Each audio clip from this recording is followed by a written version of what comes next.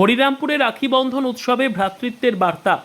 9 August পবিত্র রাখি পূর্ণিমা উপলক্ষে হরিরামপুরে পালন করা হলো বিশেষ রাখি বন্ধন উৎসব। হরিরামপুর ট্রাফিক ইউনিটের উদ্যোগে দৌলতপুর এলাকার এক ক্লাবের সদস্যদের নিয়ে আয়োজিত এই অনুষ্ঠানে উপস্থিত ছিলেন এলাকার বিশিষ্ট ব্যক্তিরা। বোনেরা ভাইদের হাতে রাখি বেঁধে মিষ্টিমুখ করিয়ে উৎসবের আনন্দ ভাগ করে নেন।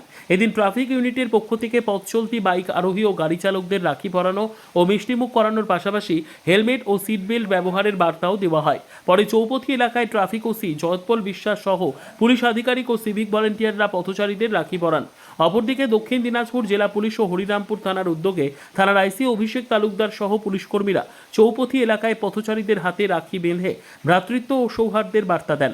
সকাল থেকে চলা এই উদ্যোগে মিষ্টিমুখ করিয়ে সাধারণ মানুষের মুখে হাসি ফুটিয়ে তোলে পুলিশ প্রশাসন।